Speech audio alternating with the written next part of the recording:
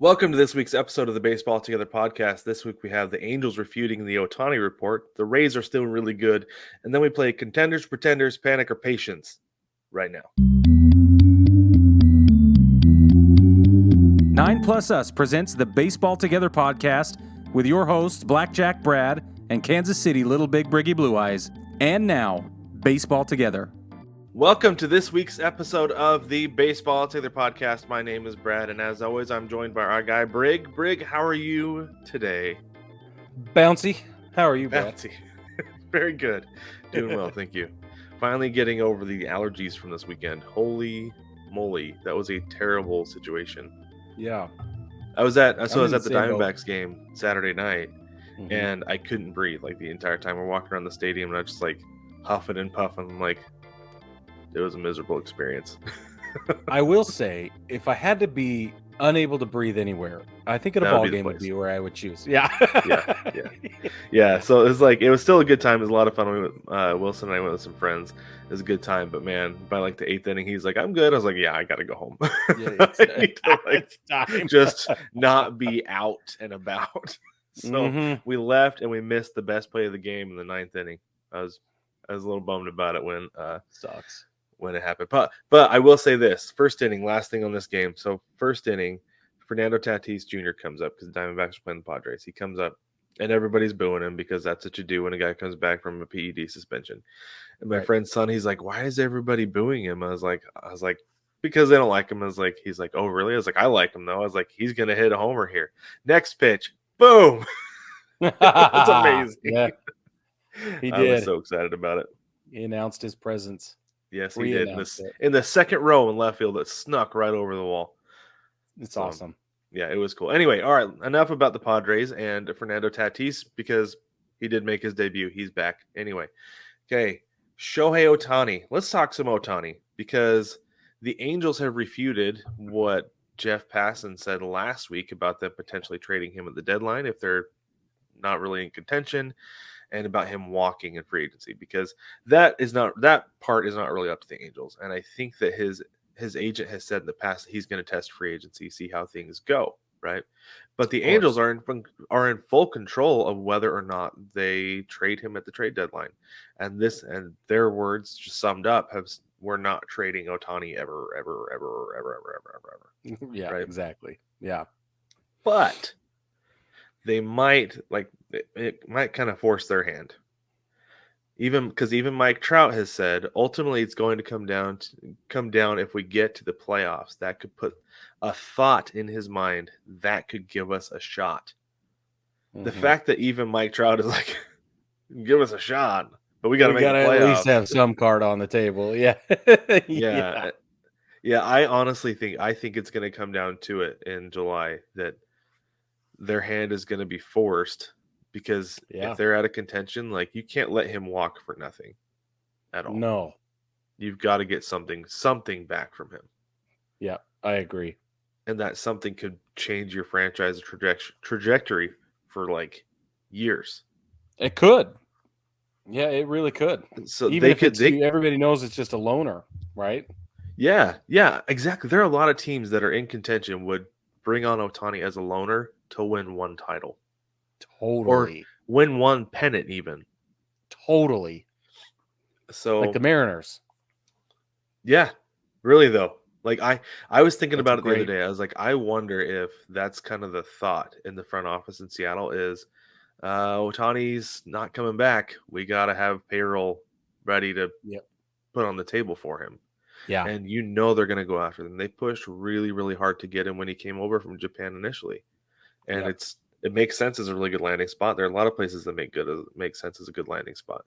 But Seattle, I feel like, is in the top 2 or 3. Yeah. Probably. Yeah, probably. You know what's exciting for me about Ohtani is that Friday versus Kansas City had 22 swings and misses. That's the 4th most in a game by any pitcher this season. Through 5 starts, Shohei Ohtani, one was shortened by a rain delay. Let's make that super clear. But through his 5 starts, opponents are hitting batting averages .029. His opponent's line right now, anybody he faces, over 105 plate appearances. is at 029, 248, and 115. Again, that's across 105 plate appearances. That's insane. It is insane. So their batting average across those 5 starts, just for his opponents, is the lowest it's been on record since 1893. Wow. Yeah. When Nobody has Tungsten ever Arm pitched that well. O'Houlihan was pitching, right? Yeah, right.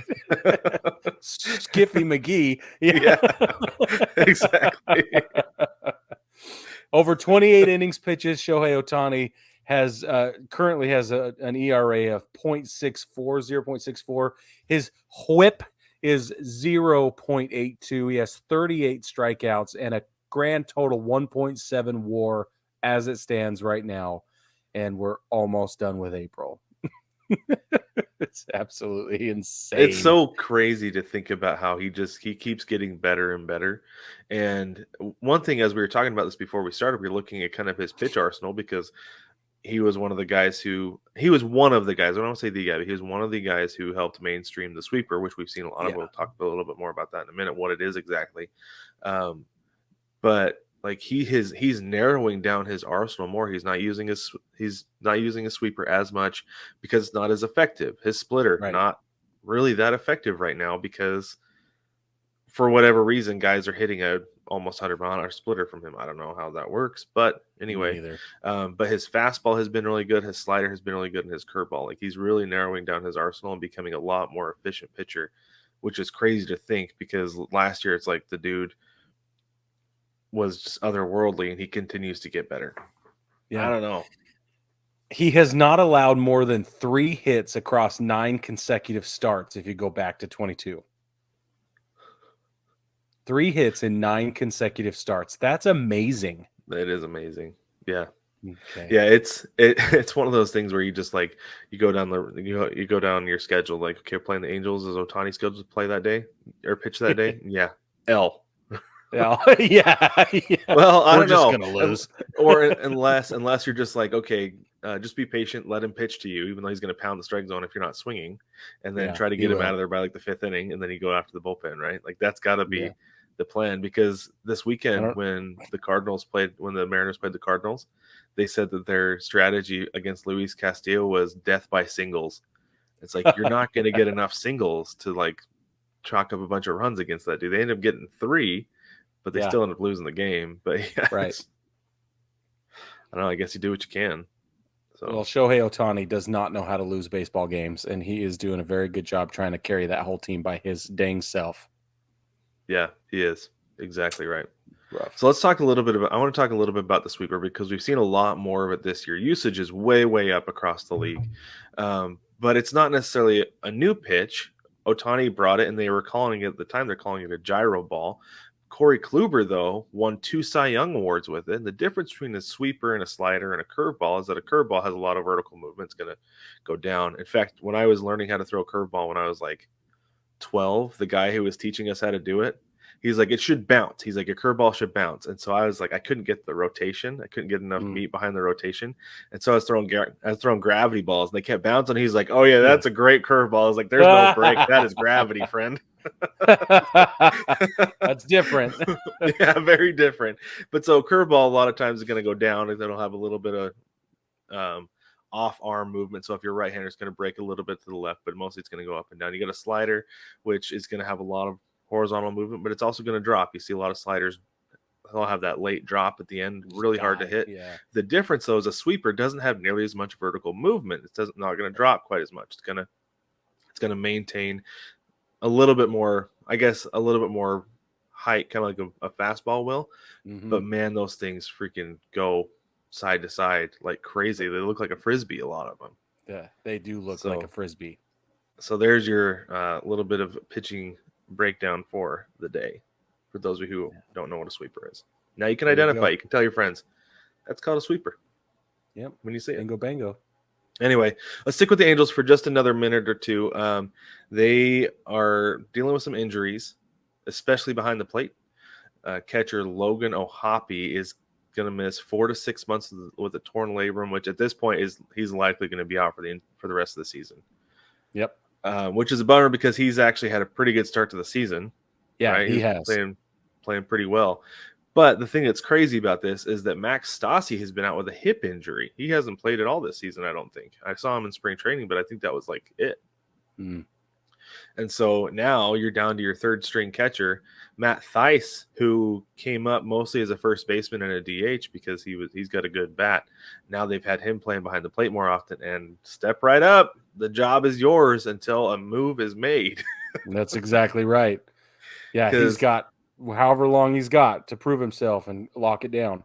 Yeah, because this is the thing, especially as a catcher, a hip injury sucks. Like, we've seen what the Mariners have seen Evan White, first baseman. He's been dealing with hip injuries off and on the last, 2 years. He hasn't seen the big leagues, I think, since the beginning of the 2021 season. Yeah. And a lot of that has been hip related. And so I don't know when or if Max Stassi is going to come back, because that's a tough one, especially for a catcher. So yeah, we'll see how it goes. Did you see it? Did you see the video of him tearing his labrum?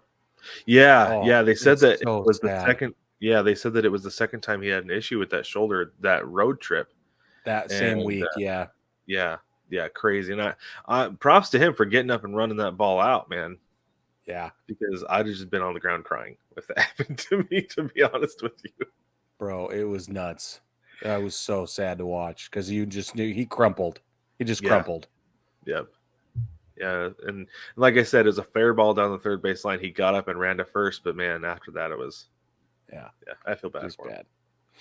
Okay, so we've talked a little bit about the Astros and their struggles. We'll get into it a little bit more later when we play our little game. But for now, the Astros swept the Braves this weekend. Shocking. It is shocking. I thought this would be a good litmus test for them to see where they are for the rest of the year, or not necessarily the rest of the year, where they're at right now. Right, it's a good snapshot. Yeah. Yeah, and I was thinking maybe they'd get one with the way they've been playing, but they got all of them. So mind-blowing. Yeah, look out American League, because it looks like the Astros are back on track, and they don't necessarily need Jose Altuve to get there. Right. So that's what is Yordan Alvarez doing? Have we looked? Because he's been a big question mark and kind of a hole in the lineup, and I wonder if that's is what's turned him around. Not helping my fantasy team, I'll tell you that. Okay, then it's not him. Then I don't know what's happening. No, yeah, I don't know. I think more guys are just clicking, and the pitching was better over the weekend. That's for sure. I think that was Christian Javier did a great job. Yeah. I know that because they he's didn't on give my up as many runs. There you go. The baseball family, if you don't know, that it's a great way to keep up with everything is to play fantasy baseball. It's true. It really is. Absolutely. Okay, let's stick in the American League West. So this is like an American League West edition episode this week. It really is. It feels that way. I like it. So far. I like it a lot. So let's talk about the A's. Let's go from first to worst.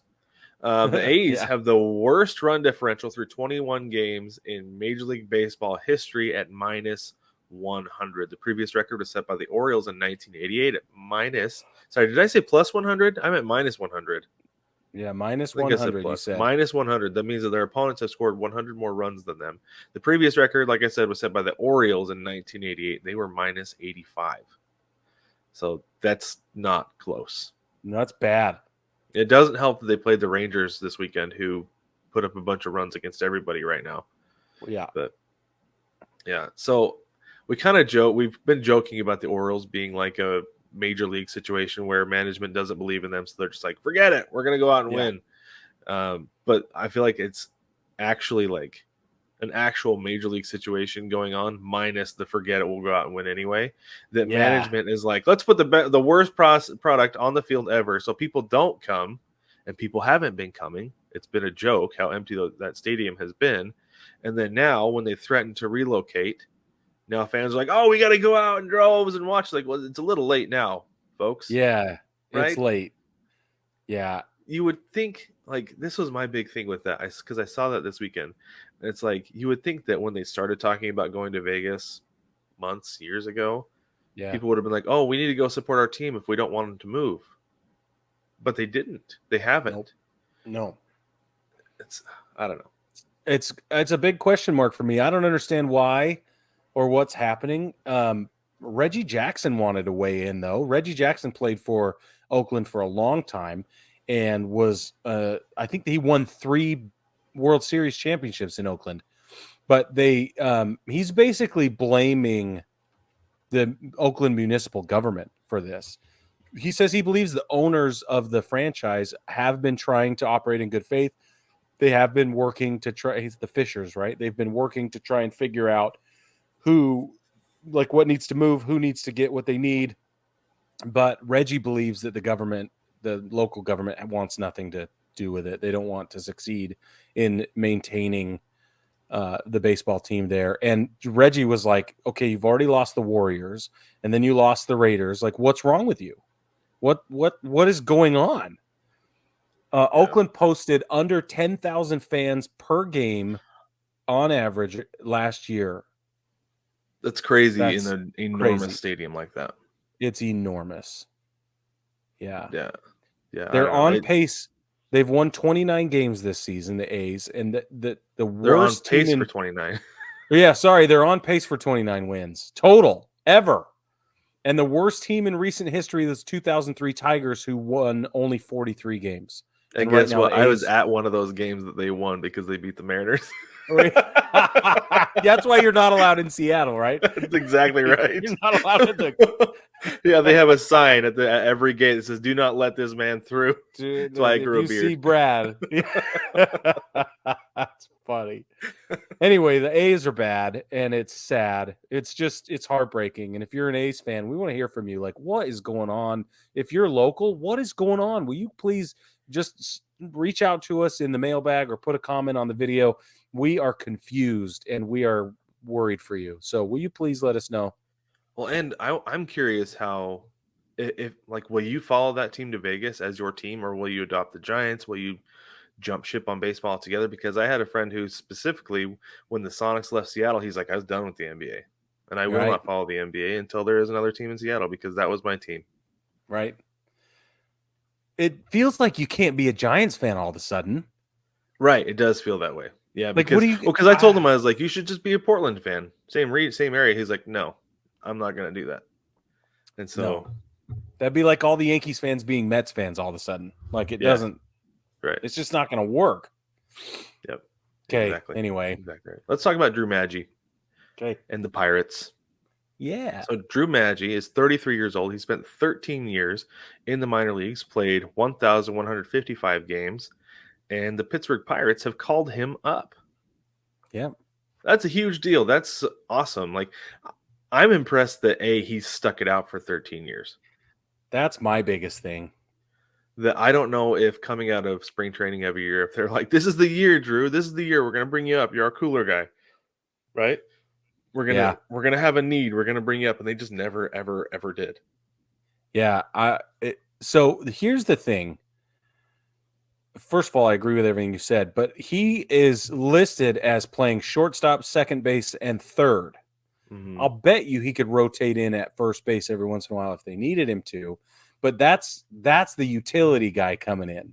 They're going to call him up because he can platoon around and make any kind of thing happen. So I think that's super exciting, is that he's made himself over that 13-year span sort of more capable. Mm-hmm. Well, and I think it's interesting that it looks like he has pitched a couple times. It's like, man, they haven't had him pitch at all, but he's pitched a few times during that time. That makes sense. So yeah, that makes sense. But no, it's crazy to me though that you have this guy who's stuck in your organization for this long, because I want to say, was drafted by the Pirates. Yeah, he was drafted by the Pirates. Yeah, right. 15th round in 2010. So he's been in your system. You have never felt like, oh, here's a guy who's blocked, let's trade him, or let's let him go, right? Because they could easily just be like, you've been in our system for 9 years, we're tired of paying you. You got to go, buddy. Right? That they like him enough that they've kept him around. But the thing that's mind-boggling to me is that with the terrible teams they've had over the years, they couldn't, A, have used him in some capacity, or B, just done him a solid. And now they're winning, and they're like, let's bring him up. That's exactly what I was going to say, man. It's just like the timing of this makes no sense. I mean, we're happy for him, but I'm confused. Yeah. But to look at your minor league system and be like, we have a 33-year-old who can really contribute to this winning team, but could not contribute to losing teams in the past. Maybe that's I the don't know. problem the Pirates have had all along. It's management. Yeah. The player development and player management. Yeah. Yeah, I could see I don't it. know. I could It's see so it. weird. I don't know. But speaking of big league debuts, Logan Allen made his MLB debut for I was gonna say the team, but for Thank Cleveland you. at 24 Cleveland. years Yeah. old. He struck out 8 over 6 innings pitched. He threw 86 pitches. He allowed 1 run, which was a solo home run. He's the 6th Cleveland pitcher to strike out 8+ in his MLB debut. His AAA ERA was 1.26. Living up to the hype, I guess. I guess so. So far, Yeah. he could be one of those guys. Sometimes you see guys come up and they have a really solid first outing because nobody knows how to, like, I don't know how his curveball breaks. We don't know what kind of movement his fastball has, stuff like that. But then you watch some more tape on it and you're like, oh, yeah, okay. And he could get lit up potentially in his next outing, but with a 1.26 ERA in AAA, which isn't where the best talent is, but that's where the veterans are. So those guys have seen pitching. It's pretty good. It's pretty good. Yeah. Yeah, I like it. It'll be something to pay attention to, that's for sure. Yeah. For sure. Okay, let's move east a little bit. It looks like we're moving west to east today. Just a little bit. Yeah, sweet. So we're going to talk about the Rays. The Rays have a 13-game winning streak at home to start the season. They haven't lost at home yet. The previous record was 12-0.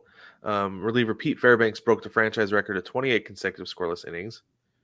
So you said, but the bombs keep dropping. What's going on with the bombs keep dropping? So they now have set the record for most consecutive games with a home run to start the season.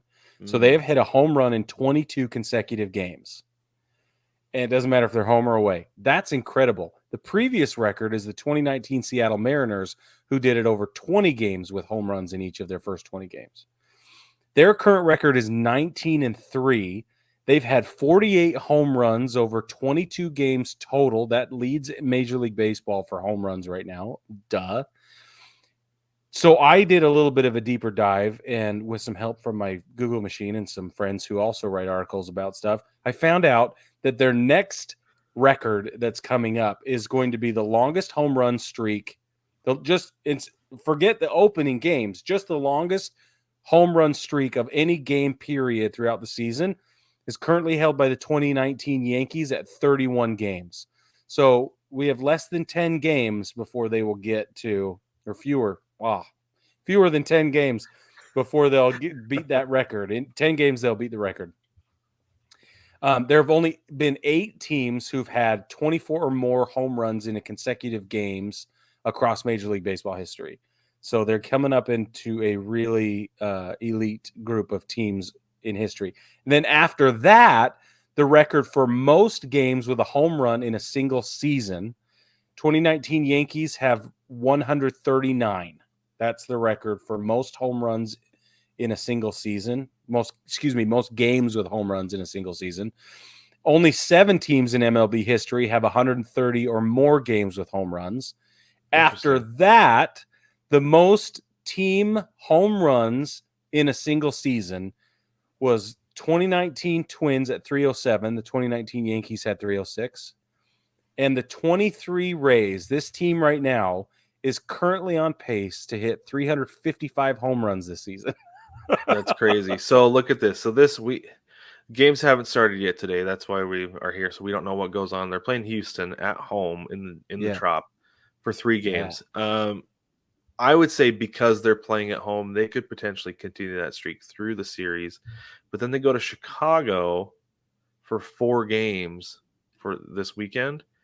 Yeah. That might get tough for them if it's cold, the wind is blowing in, things like that. That could be a tough place for them. So that would be through the 30th, and then they have a day off, and then 31 games, right? No, 31 games would be Wednesday next week against the Pirates at home.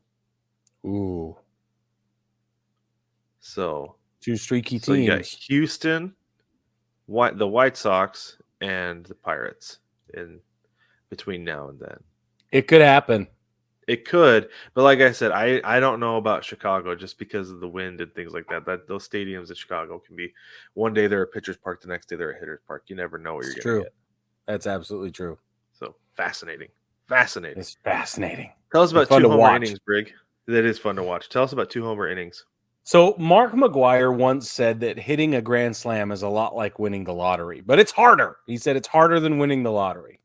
So Masataka Yoshida, who plays for Boston, by the way, he hit 2 home runs in the 8th inning versus Milwaukee, and one of them was a grand slam. So obviously, everybody has to work around that lineup. They have to all come up to the plate for him to come up twice, and he knocked it out of the park twice in the same inning in the 8th inning.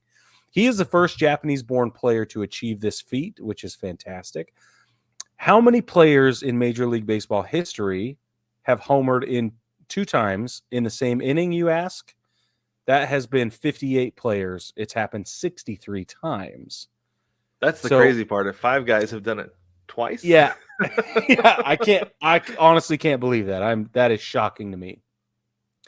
Of the Red Sox, or of that list, of that 58 players, the Red Sox who've done it, that he now joins the list, David Ortiz, Nomar Garciaparra, Ellis Burks, and Bill Reagan, which is in like 1923. That's how far back Bill Reagan goes. There's only been one set of teammates to do it in the same game, that they have hit 2 home runs in the same inning in the same game. That's only happened one time. That was Brett Boone and Mike Cameron. They went back-to-back twice in the first inning, May 2, 2002. That was a 15-4 blowout of the White Sox. And Cameron hit 4 in that game, which is 4. 4, yeah.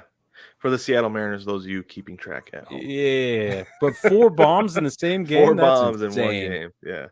They should call that. Do they have a name for that, like a golden sombrero or something like that? They should have a name for that. It probably doesn't happen. I don't know. That doesn't happen often enough. No. So crazy, though. So then everybody's talking about this, so we're going to bring it up as well. Fernando Tatis Sr., not Junior, who's playing now, but Sr., April 23rd, 1999. He is the only player in history to grand slam twice in the same inning. That's probably what he's, besides being Junior's dad, that's the other thing he's most famous for, I think. Oh, for sure. Because that's the thing that they always talk about with him anytime his name comes up. Fernando And he Tatis played with Sr., father of Junior, and also the only man to ever hit 2 grand slams in one inning. Blah, blah, blah, blah, blah, whatever. Yeah, exactly. It's on his bio. It is to the top of his Wikipedia page. Anyway, so congratulations to Yoshida. It's very exciting. And Boston Red Sox fans at least have something to be excited about this season. Yep. Yeah, for sure. So let's go back. Let's go head over to Chicago. Drew Smyly, the Chicago Cubs, had a perfecto going into the 8th inning, and then there was a little dribbler that rolled out in front of the mound, and he and the catcher went out to get it, catcher Yan Gomes.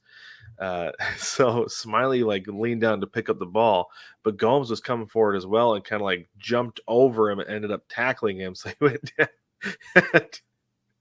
It was so funny, but sad at the same time to watch. So sad because it's such a crappy way for a perfect game to end. They ended up crediting, I don't remember who the batter was, but they ended up crediting with a hit. And it was the end of it. And we were talking in our text message feed. Denise, our host of the North Chicago Baseball Together, she's like, "Give him an error," and I was like, "It's not an error, though." Yeah. That was my thought when she said, "That's miscommunication, because communication is key to every successful relationship." They didn't communicate there. That was just, if anything, it's a mental error. It's not a physical error, though. So whose ball is that? That's what I've been dying to ask you, Brad. I think it's the catcher's ball, because anytime anybody in the infield can call off the pitcher, they need to. Yeah. And there's a couple of reasons. One, the pitcher has to go, plant, stop. And so first off, you don't want your pitcher going and stopping, because that's a great way to roll an ankle, twist a knee, something like that, right? Yeah. And if he was going to go make that play, maybe slide and then pop up, like slide to field it and pop up, because that's a better way to stop. But the catcher could have come over, because if he was there able to like tackle Smyly, right, he could get to the ball in plenty of time, and he could have kind of picked it up and then pivoted and made the throw. And that's a throw Instead that of a I feel full like, turnaround. Yeah. yeah, I feel like that's a play that catchers practice a lot and can make, because that was one that I know I practiced a ton growing up, because Right. it's not an easy play to make, so you work on it a lot. Yeah. But I think that Yan Gomes, being a veteran and being as good of a catcher as he is, could have made the play. And I don't know. Like I said, I don't remember who the batter was. I don't know if he could have beat out a play, like if that would have just been an infield hit anyway. But I think you let the catcher take that ball. That was my thought too. I had the So, exact same opinion. Yeah. Ended up being a one-hitter, and they beat the Dodgers 13-0. Yeah, 13-0. That's crazy. Which is insane. It is. And we're going to get to both of those teams in a little bit and talk about their starts. But before we do that, and before we go to a break, we're going to give you our fantasy league update. So these are week 3 matchups, correct? Yeah. This is what just ended. All right, Brig, you and I went up against each other. We'll save ours. We'll save the best for last. But so we're going to start from the bottom and go up. We had not another fantasy team. That's Jason against Harrisburg Charlies. That's John. John won that one 409 to 380. Top performers: Nathaniel Lowe for Jason had 66 points, and Vlad Guerrero Jr. for John had 61 points. Not a very high scoring matchup that week. It was a weird week, though. The whole week was weird. It was a weird week. Lots of travel, lots of days off. And then we had Burns Turner Overdrive. That's Tori against Denise Grace Under Fire. Denise won that one 539 to 444. Tori's high score was Marcus Simeon with 71 points. Denise's was Freddie Freeman with 79 points. And then we had the Big League Chupacabras. That's Jewel against Devastation Incorporated. That is our listener participant, Mike. Jewel won that one 516 to 480. Jewel's top performer was Yandy Diaz with 87 points. Did you see Yandy Diaz got taken out because of hydration the other day? No, I didn't see that. Dehydration? Yeah. Yeah, they knocked him off the field. Pretty crazy. And then Mike's top performer was Carlos Santana with 62 points. Brig smoked me. Brig's team is Brigger Mortis. My team is Julio Think You Are. Brig won 465 to 410. Brig, your best performer was Wilson Contreras with 64 points. Mine was JT Realmuto with 78 points. So I had Luis Castillo going on Saturday, and I totally forgot to put him in. 16 points wouldn't have 16 points wouldn't have closed the gap, but it would have been nice to have those 16 points still. So yeah, absolutely. Brig, you are 2-1. I'm 0-3. Jewel stands on top of the standings at 3-0. Mike is 1-2. Tori is 1-2. Denise is 2-1. Jason is 2-1, and John is 1-2. I'm the only team that is yet to win a matchup. Yeah. Hopefully, I can change that this week. I'm going up against Denise, so probably not. But good luck. See. You're gonna lose. We'll see. All right, let's take a quick break. When we get back, we're gonna play some games.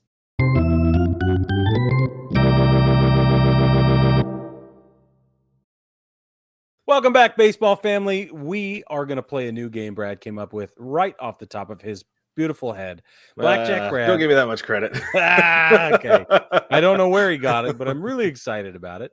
We are going to play the game comes in 2 segments. The first is called Contenders or Pretenders. The next is called Panic or Patience. And Brad, would you go on to explain exactly how you'd like me to play this game? Okay, I sure will. So What we're going to do is we're going to take the top teams in every division, and we're going to look at their start and see if they are legitimate contenders. Not necessarily, we're not going to say for the World Series. Not yet. At this point, we're going to say contenders for a playoff spot. Or are they pretenders? Is it just a hot start and then they're going to fall off like a lot of teams typically do, especially this time of year? And then we're going to go on and we're going to go to the bottom of the standings or the middle for teams that haven't really started the way that we thought they should, or even they thought they should, right? And we're going to play a game called Panic or Patience.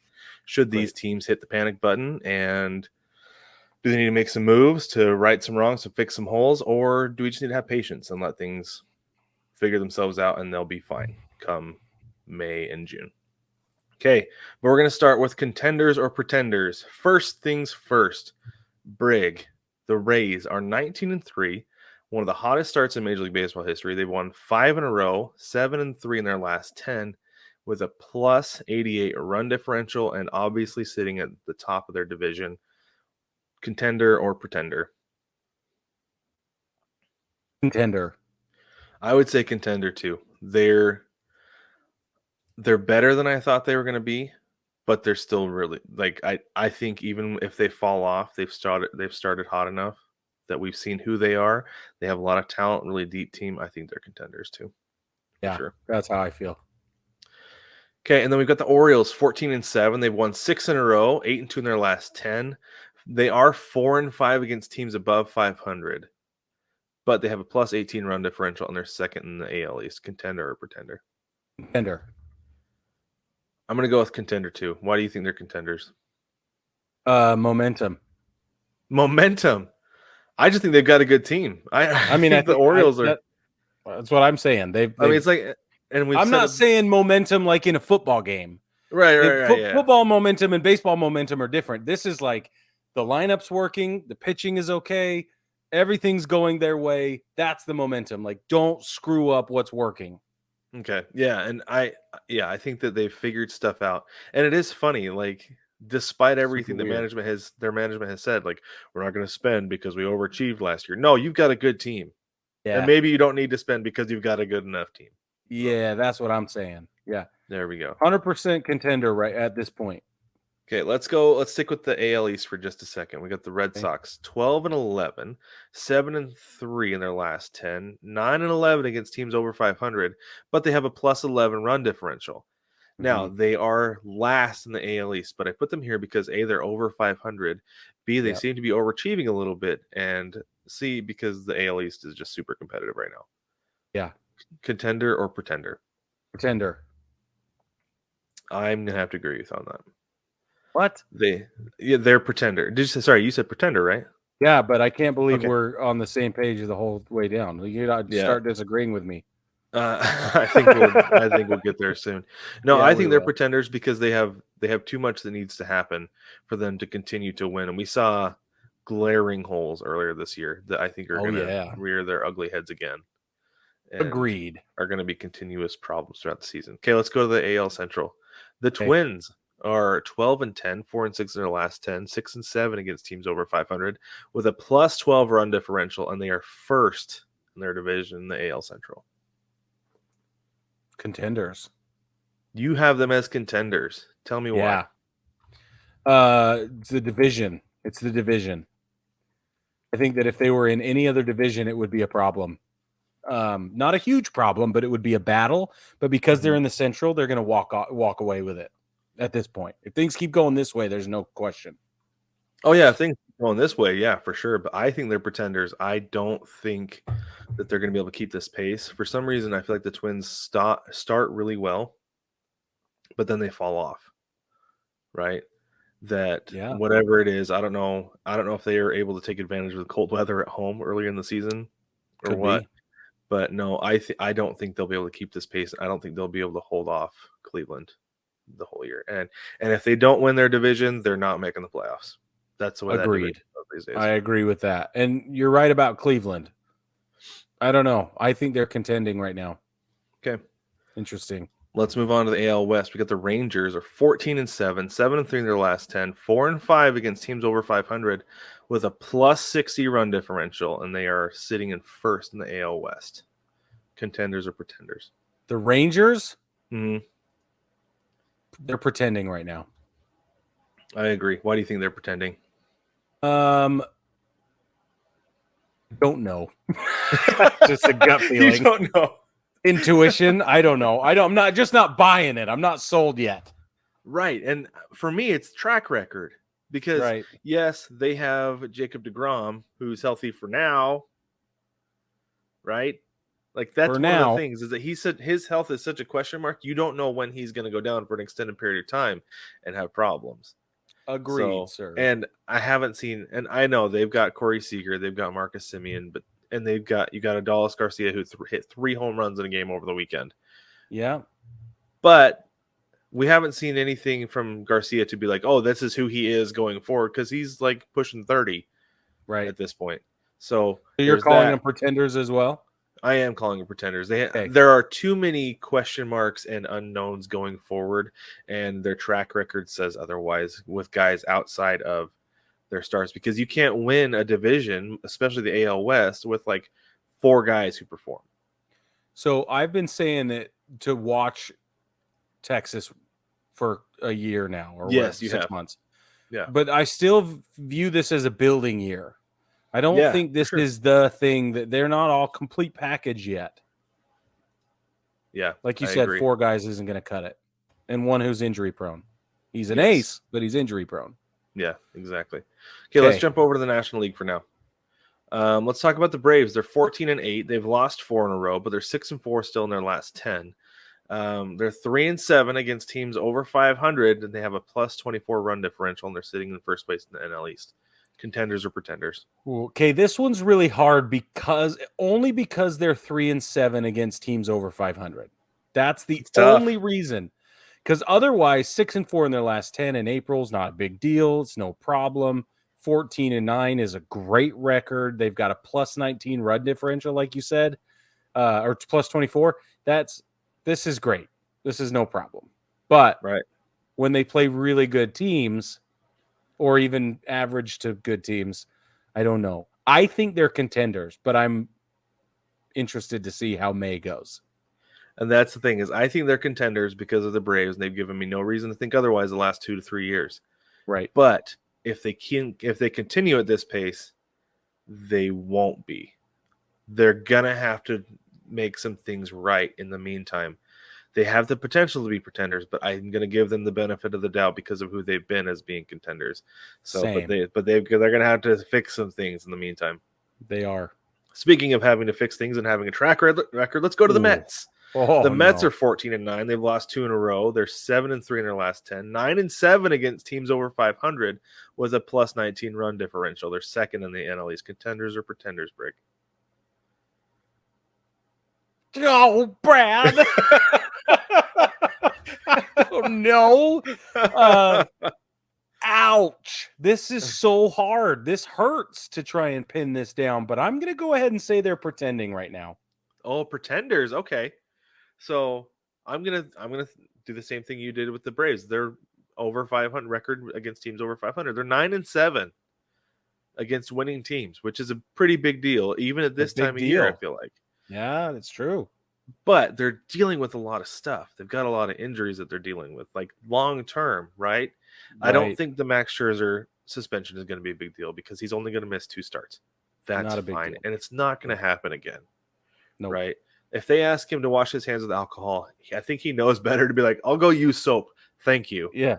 Yeah. Because the alcohol made it worse. Yeah. It did. Yeah. David Cohen showed us the alcohol made it 10 times worse. So I don't know. This is the Mets have a good team. They have a really good core, despite dealing with like I said, with some of the injuries. They spent a lot of money to not be good.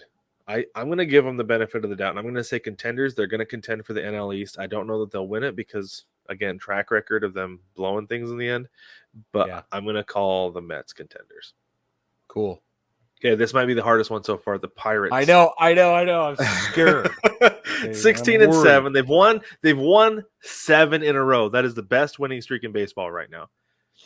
They're 8-2 in their last 10, 4-2 against teams over 500, plus 25 run differential, sitting on top of the NL Central. And this is the best start for the franchise in 31 years. Contenders or pretenders, Brig? Oh, by the way, they're doing it without O'Neal Cruz. Yeah, I was just going to say that.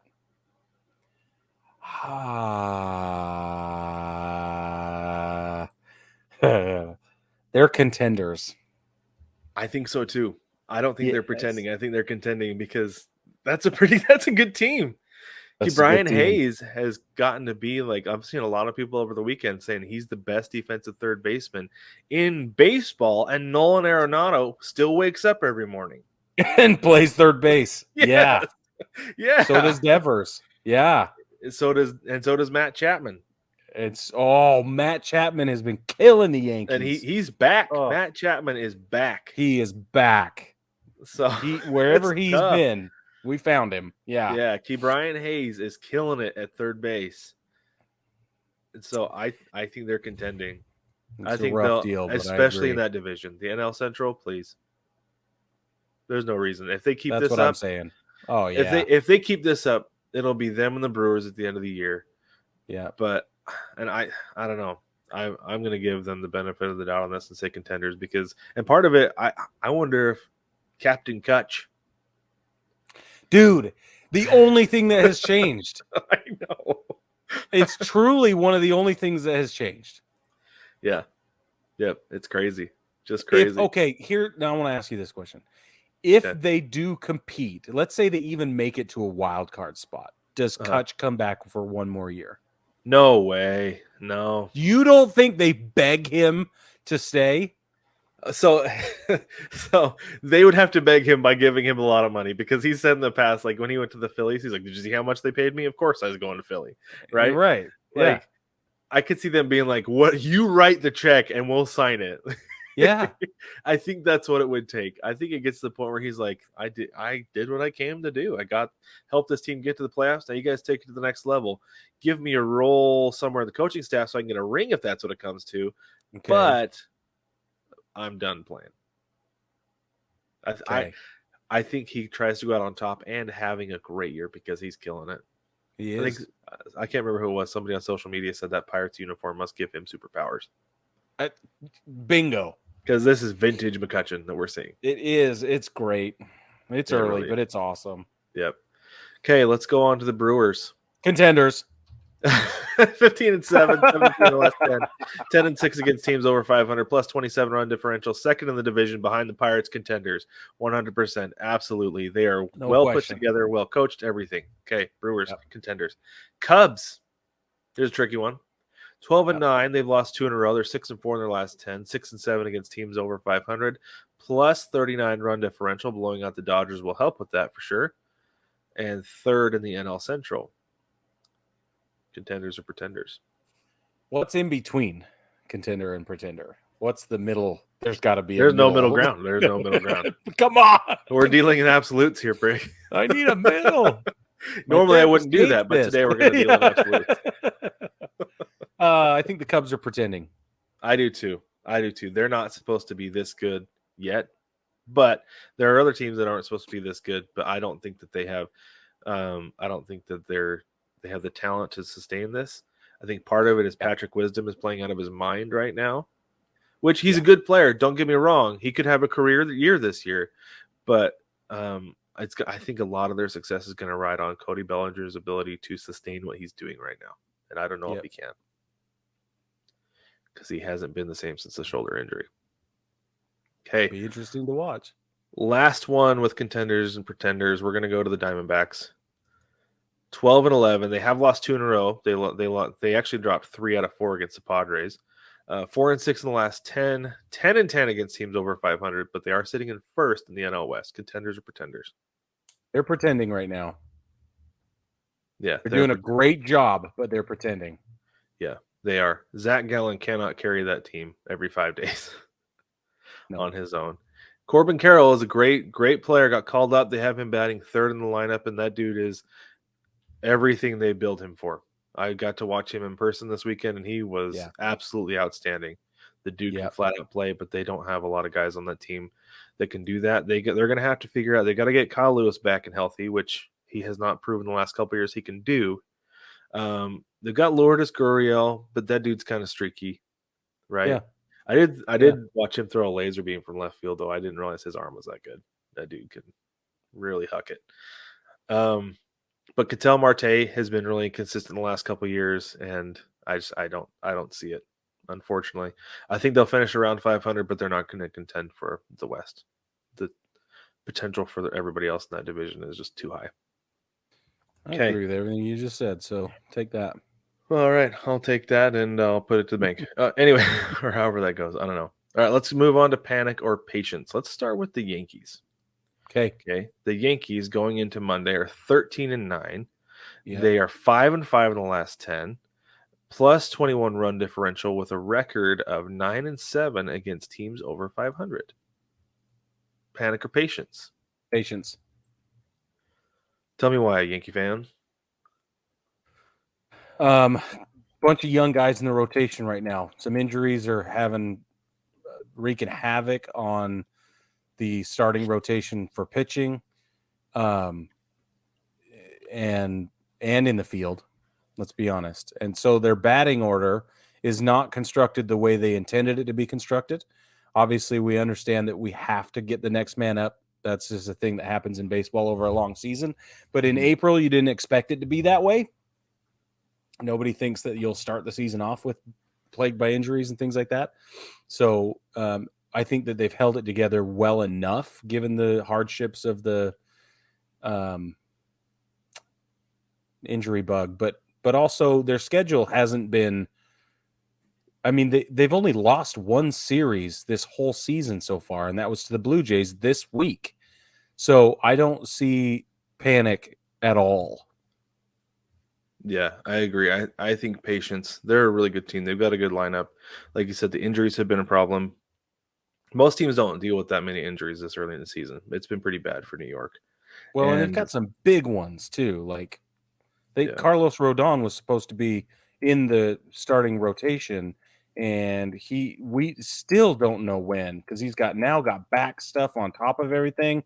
It's a problem. And then we just lost Stanton as well. So yeah. And Stanton is not he's not a field guy, he's a DH guy. So right. And he's been playing left field though, hasn't he? He has been. Yeah. And in right field. They're platooning everybody around. But you know who is a crazy decent center fielder? Is Isaiah Kiner-Falefa. Oh, really? Yes. He's fast. He's super fast, and somehow he gets reads on the ball and then is able to correct a miscue if he needs to. And that, as a Yankees fan, has been really fun, which means that Aaron Judge gets some time in right field, but he also gets time in center. Harrison Bader is out, so there's our everyday center fielder. And that means we don't have to rely on Aaron Hicks for an everyday outfielder solution, because he's just bad. Yeah, most Yankee fans, from what I've seen, have been done with Aaron Hicks for a while. Yeah, we don't like him. No. Yeah, not so much. Okay, it's a left-handed bat, but he's not even that good at it. So anyway, maybe you should switch to batting right. Anyway, all right, let's talk about the Blue Jays. The Blue Jays, also in the AL East, are they're 13-9 as well. Very, very similar to how the Yankees have been. 5-5 in their last 10, won their last game, but their run differential is -4. And they're 7-5 against teams over 500. Contenders or pretenders? No, panic or patience. Sorry, panic or patience. Sorry. Patience. I'm going with patience. And only because I watched him. You're approaching panic. Mm-hmm. Yeah. If I hadn't have seen how well they did against the Yankees this last week, I would have felt differently. Yeah. Okay. That makes a difference, because I didn't watch them this weekend. I'm going to get to see them this week when they play the Mariners. But they've got some pitching issues, is the big thing with me, is that Barrios is not good anymore at all. Kikuchi is, you don't know who you're going to get each time. And Manoah, every day it's different. Manoah has not had a good start. Not great. So you cannot have 3 question marks as your starting pitchers out of your 5. Whereas those are supposed to be your top 3. Right, because that's a big time problem. Because then 4 and 5, like, what are you getting from those guys? Yeah, I'm honestly surprised that the Blue Jays are over 500 right now. They're 13-9, because it seems like they've had some pretty good opportunities to score a lot of runs in a couple games. So, yeah, I agree. Anyway, all right, Cleveland, the Cleveland baseball team, 11-11, 4-6 in their last 10. Run differential of -6, and they are 2-4 against teams over 500. Panic or patience? I'm going to give them a patience, but basically because their only real problem will be Minnesota in the division. Yeah. I think if they were in any other situation, we would be panicking pretty quick, but I love the way Tito manages, and I don't think they're going to have as big a problem. and he is the X factor there every time. When Tito's the manager, Terry Francona, for those of you that don't know, his nickname's Tito. Yeah, he's got some golden elixir or something. The dude knows exactly what he's doing. Yeah, there's some there. Yeah, exactly. He's got something. I don't know what it is. I would be, and like you said, patience just because of the division. I think that's the only reason. Because unfortunately for Cleveland, this is who they are. They don't hit a lot of home runs. They don't score a lot of runs. They rely heavily on starting pitching. But the thing I've always said, because that was the Mariners for a lot of years, was we're going to have the best pitching in the league, and they did, but they still lost 100 games because they lost a bunch of those games 1-0, 2-1. Yep. Baseball is not a sport where your defense translates into runs, translates into scoring. It doesn't happen. You've got to be balanced on both sides of the ball, and I think that if Cleveland has another 500 month in May, at that point you start to panic. You got to bring in a bat. You got to have somebody. And I know they've got Jose Ramirez, they've got Josh Naylor, who's streaky as all get out, right? Steven Kwan. Yeah, you've got guys who can hit the ball, but you might reach a point where you've got to have somebody who is a little bit more consistent, who can actually and will actually hit the long ball, because that's baseball today. You've got to have guys who can hit home runs, and it's true. Cleveland does not. Yeah, I agree. Okay, let's go down to Chicago. The White Sox. Terrible start for the White Sox. 7-15, 2-8 in their last 10. Lost 4 in a row, minus 31 run differential. 5-11 against teams over 500. Panic or patience? Panic. Absolutely panic. Yeah, they've got to be looking to do something, because that team has had such high expectations this year and the last 3 years. They got to do something to figure out what's going on there. Yeah, and you got to wonder if this is a first-year management situation and that's what's wrong. But that's a cheap excuse. It is, because you've got a ton of talent on the team, and I understand another part of it is injuries, because Luis Robert can't stay healthy, Eloy Jimenez can't stay healthy, Joe Kelly can't stay healthy. You've got to figure out something to be able to fill those holes, to get some depth, because you have a winnable division. Yeah. So that's the problem. Yeah, the White Sox need to be looking to make moves. Got to be looking to deal with somebody to get things going. I agree. All right, let's go to the Astros. Another slow start. Had a good weekend, like we said, like we talked about. They swept the Braves 12-10, 7-3 in their last 10, won 4 in a row, up to a plus 27 run differential now, 9-6 against teams over 500. I think this is pretty easy. This is a patient situation. Same patience. Yep. Yeah, they're starting to right the ship, and it's trouble for the rest of the AL West and the rest of the American League, to be honest with you, if everything comes around for them. Let's go to the Angels, because I feel like that one's super down. Let's go to the Angels. The Angels are now 11-11, 4-6 in their last 10. They won their last game, plus 8 run differential, 3-7 against teams over 500. Panic or patience? This is a crazy one, and I'm going to say patience, but only because I watched them perform against the Yankees. So my official answer is patience, but it is a really, really asterisk-laden answer. I need more from them, and that my answer could change in the next 5 days to panic. They're going to say 5 minutes. No. A handful of more games, though, and I think we'll have our answer. But right now I'm going to lean on patience, just because they do have X factor talent there. The back-to-back home runs by Ward, Ohtani, and Trout the other day was good. So if Trout, who has momentitis, if he can start to step up and do some things, then maybe this will work. But man, when Taylor Ward said he wanted to be the best left fielder in baseball at the beginning of the season, dude is making a campaign out of that. He is. And I think it's awesome. So for those reasons, I'm saying patience.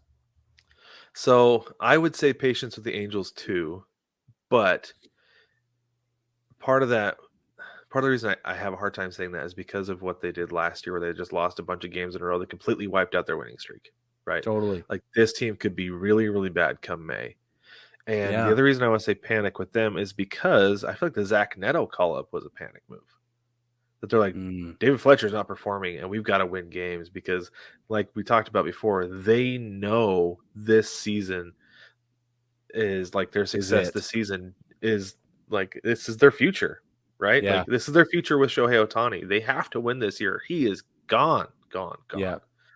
And so I think there's a little bit of panic in the front office with that. I think we'll see some moves here coming up pretty soon because they've had guys who have not just haven't panned out. Matt Thaiss has not been the offensive production they've wanted him to be. Joe Adell has not been the player they wanted him to be. Had a pretty good year last year, but is not who they wanted him to be. But so now they're down both starting catchers.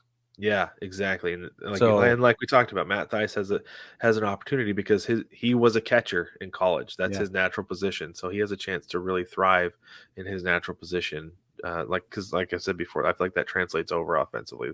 It's a whole mental thing. Yeah. But I wouldn't be surprised if the Angels made a move here in the next week, maybe two, if they brought in a veteran catcher of some degree. Like Gary Sanchez? Maybe.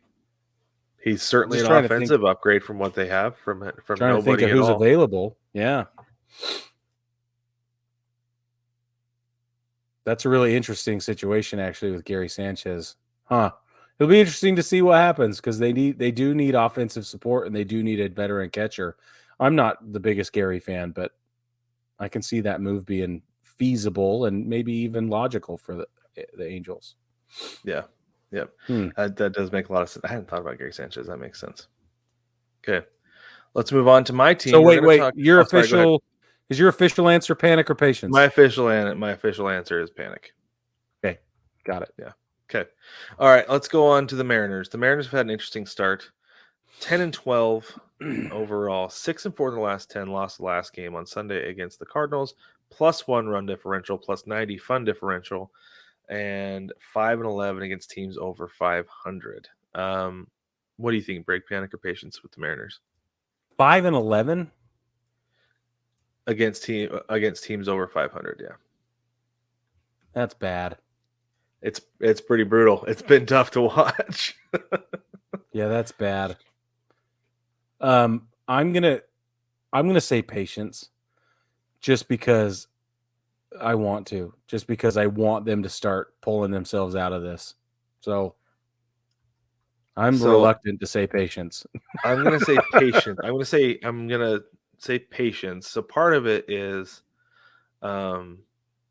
there's been a couple injuries. Robbie Ray didn't make it out of his first start healthy. That's been a problem.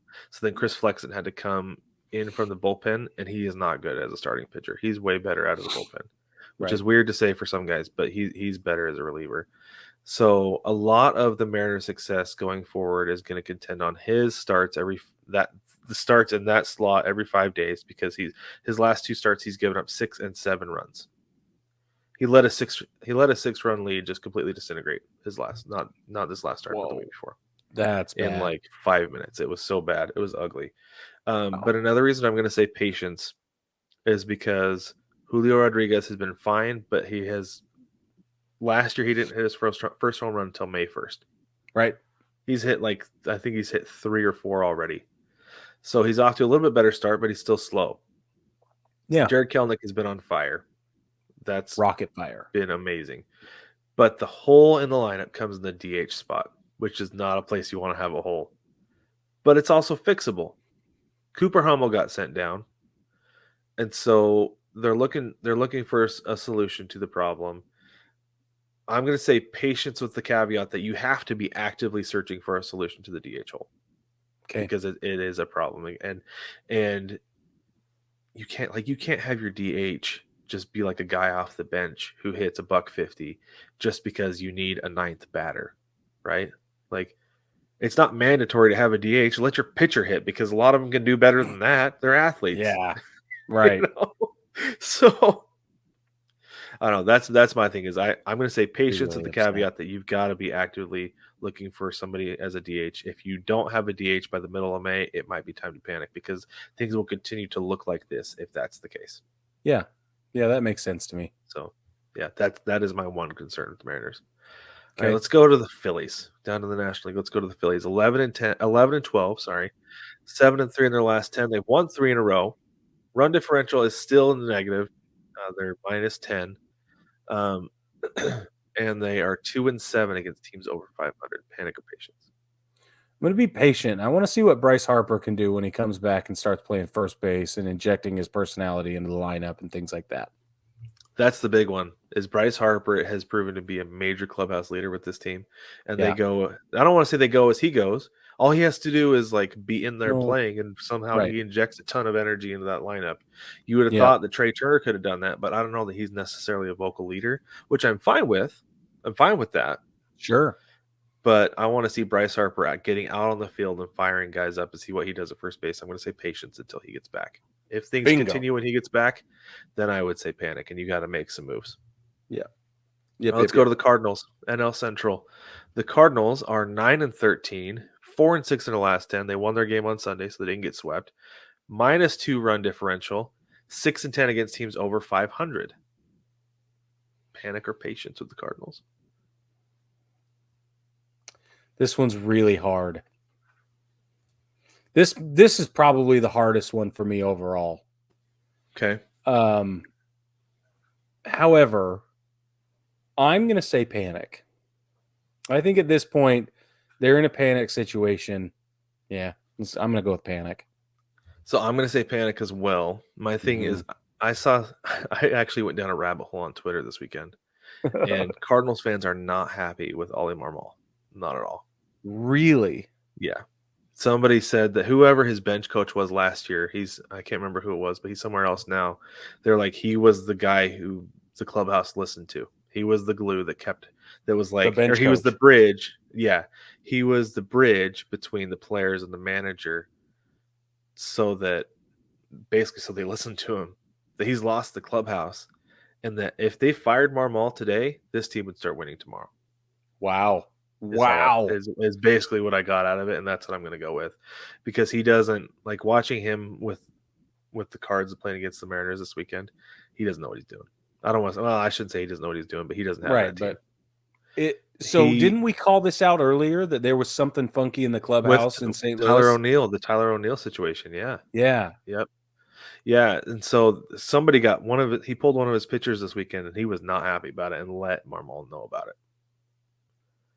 So, yeah, there's a lot that going on pans there. out. That pans out because they've got all the talent in the world. Tons of talent. There's no reason for them to be this bad. Yeah.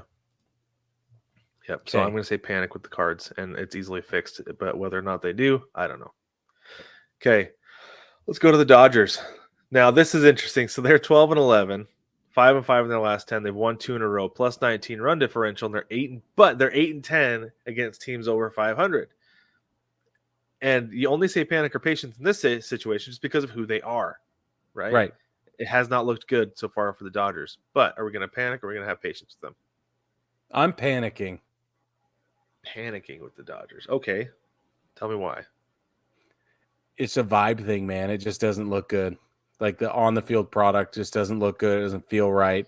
Something is wrong. If you can walk into Wrigley Field and lose 13-0 on any day, especially in 2023, especially in April, something is rotten. Something is wrong. And we called it last year when we said that if they don't pull it off in 2022, that it's time to maybe sell the farm and tear it down, and they haven't. And so that's what I'm saying. I think panic, and this panic streak is going to run all the way through the rest of the season. Yeah, I agree. Yeah, I'd say panic as well for everything you said, that a team that is supposed to win that does not eventually starts to get sick of each other. I feel like that you get to a point where it's like, well, it's not me. I'm doing what I'm supposed to be doing. Like, are you doing what you're supposed to be doing? Like, what's going on here? Why can't we get over the hump? And now I think, I don't want to say there's infighting in the clubhouse, but there's a vibe. The vibe is off in LA, like you said. It is off. It's a vibe thing. Okay, I'm gonna go out on a limb here and say Dave Roberts has run his tenure out in LA. I think you could be right. Yeah, the voice is getting stale in the clubhouse. Yep. I think it's over. Yeah. Because, and the other thing too is like, yes, they've won a World Series during this stretch with him, but it was a shortened season. They didn't have to go through the whole gambit, right? And yes, the situation was the same for everybody across the board, and it was more Sure. even being in a neutral site than it has ever been before, right? And they ended up winning, but still, like you've got to prove that you're still that team by going on a winning World Series the whole length. So Can't. Yep. Nope. yeah, Dave is the. I'm not saying he's the problem, but I like the way you put it. His voice is a little stale, and I think that makes all the sense in the world. They just need to shake up something, and they probably will come out right on top again. Yep. Too much talent on that team not to. Oh yeah. Okay, let's go. Last one we have here, the Padres. The Padres are 12-12, 5-5 in their last 10. They've won 2 in a row. They took 3 out of 4 against the Diamondbacks, like I said. Run differential is -13. They're 10-10 against teams over 500. Panic or patience? Bro, if I'm a San Diego front office personnel, I've been panicking for 2 weeks, maybe Oh, more. really? Yep. And I hope that the Tatis situation helps, but I don't think it's going to. I think his personality is going to hurt the clubhouse more than it will help. I think moving him out to left field is a great decision for when we trade. He's in right. For right field. Left. Yeah. So that's right. Which is weird anyway. But if they trade him, this is just an opportunity to show other teams that he's a great trade piece. Could be. I'm going to have patience.